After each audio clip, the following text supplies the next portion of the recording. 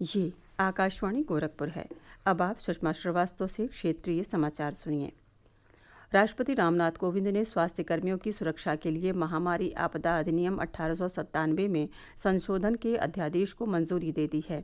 अध्यादेश में हिंसा को संज्ञेय और गैर जमानती अपराध बनाने तथा स्वास्थ्य कर्मियों के चोटिल होने पर मुआवजे का प्रावधान किया गया है।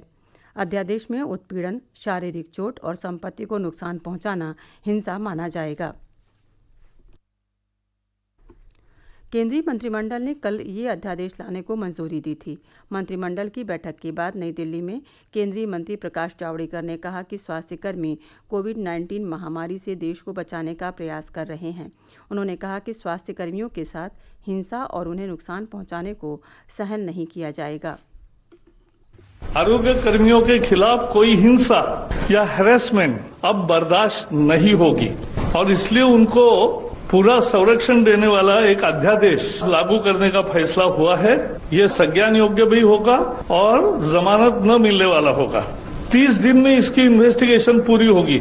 सीनियर इंस्पेक्टर के लेवल पे ही इन्वेस्टिगेशन होगी और 1 साल में फैसला आएगा और कड़ी सजा का प्रावधान किया है। श्री जावड़ेकर ने कहा कि स्वास्थ्य कर्मियों पर हमले के दोषियों को 3 से 5 महीने की कैद तथा 50,000 से 2 लाख रुपए तक का जुर्माना लगाया जा सकता है। उन्होंने कहा कि गंभीर क्षति पहुंचाने के मामले में दोषी को 6 महीने से 7 वर्ष की कैद और 1 लाख से 5 लाख रुपए तक का जुर्माना भी लगाया जा सकता है। मुख्यमंत्री योगी आदित्यनाथ ने महामारी संशोधन अध्यादेश 2020 लाने का स्वागत किया है।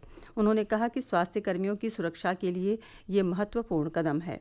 उन्होंने अध्यादेश के लिए प्रधानमंत्री नरेंद्र मोदी का आभार व्यक्त किया। ट्वीट संदेश में श्री योगी ने कहा कि कोरोना महामारी के चुनौतीपूर्ण समय में स्वास्थ्यकर्मी अपना जीवन खतरे में डालकर अपना कर्तव्य पूरा कर रहे हैं। उनसे अभद्रता अक्षम्य है। प्रधानमंत्री नरेंद्र मोदी कल राष्ट्रीय पंचायती राज दिवस पर देश की ग्राम पंचायतों को संबोधित करेंगे। वे पूर्णबंदी के कारण वीडियो कॉन्फ्रेंसिंग के जरिए इसमें हिस्सा लेंगे। श्री मोदी इस अवसर पर एकीकृत ई ग्राम स्वराज पोर्टल और मोबाइल ऐप की भी शुरुआत करेंगे। प्रधानमंत्री स्वामित्व स्कीम की भी शुरुआत करेंगे। केंद्र सरकार ने कोविड-19 के कारण कठिन वित्तीय स्थिति को देखते हुए अपने कर्मचारियों के महंगाई भत्ते में वृद्धि पर रोक लगा दी है। कोविड-19 के कारण उत्पन्न संकट के मद्देनज़र ये फैसला किया गया है कि 1 जनवरी 2020 से देय कर्मचारियों के महंगाई भत्ते की अतिरिक्त किस्त और पेंशन भोगियों को महंगाई राहत राशि का भुगतान नहीं किया जाएगा। 1 जुलाई 2020 और 1 जनवरी 2021 से देय महंगाई भत्ते और महंगाई राहत की अतिरिक्त किस्त का भुगतान भी नहीं किया जाएगा। हालांकि मौजूदा दर पर महंगाई भत्ता और महंगाई राहत जारी रहेगी। प्रदेश सरकार ने राज्य के 10 जिलों को कोरोना मुक्त घोषित किया है।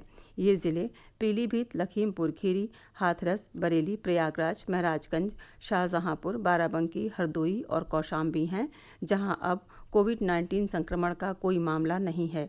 इस बीच पिछले 24 घंटों के दौरान राज्य में 112 संक्रमित मामलों की पुष्टि होने से ये संख्या 1449 हो गई है। प्रधानमंत्री नरेंद्र मोदी इस महीने की 27 तारीख को सभी राज्यों के मुख्यमंत्रियों के साथ वीडियो कॉन्फ्रेंस के माध्यम से बातचीत करेंगे। कोविड-19 की रोकथाम के मद्देनज़र प्रधानमंत्री की मुख्यमंत्रियों के साथ ये तीसरी वीडियो कॉन्फ्रेंस है। प्रधानमंत्री और मुख्यमंत्रियों के साथ ऐसी ही वीडियो कॉन्फ्रेंस देशव्यापी लॉकडाउन बढ़ाने से पहले हुई थी।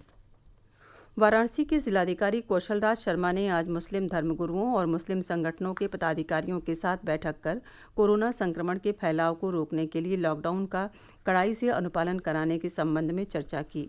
उन्होंने कहा कि पवित्र रमज़ान महीने में रोज़ेदारों को आवश्यक खाद्य सामग्री की उपलब्धता सुनिश्चित की जाएगी। जिलाधिकारी ने कहा कि रमज़ान के दौरान किसी को भी गली मोहल्लों में निकलने की अनुमति नहीं होगी। गोरखपुर के मंडलायुक्त जयंत नार्लिकर ने कोरोना महामारी के फैलाव को रोकने में धर्मगुरुओं की भूमिका को महत्वपूर्ण बताया है। कुशीनगर जिले की तहसील कप्तानगंज में आज मुस्लिम धर्मगुरुओं के साथ बैठक में उन्होंने कहा कि संकट के इस समय में सभी को आगे आकर लॉकडाउन का अनुपालन कराने में जिला प्रशासन का सहयोग करना चाहिए। उन्होंने मुस्लिम धर्मगुरुओं से अपील की कि वे आगामी पवित्र रमज़ान महीने में लोगों से घरों में रहकर इबादत करने को कहें। कुशीनगर के पूर्व सांसद राजेश पांडे ने अपनी व्यक्तिगत निधि से पीएम केयर्स फंड में 1 लाख रुपए दिए हैं। उन्होंने कोरोना महामारी की चुनौती से निपटने में सभी से सरकार का सहयोग करने की अपील की। जौनपुर जिले में आज 57 लोगों की कोरोना जांच रिपोर्ट नेगेटिव आई। जिलाधिकारी दिनेश कुमार सिंह ने बताया कि जनपद के 67 कोरोना संदिग्ध व्यक्तियों की जांच रिपोर्ट आना अभी शेष है। इसके साथ ही क्षेत्रीय समाचारों का ये बुलेटिन समाप्त हुआ। नमस्कार।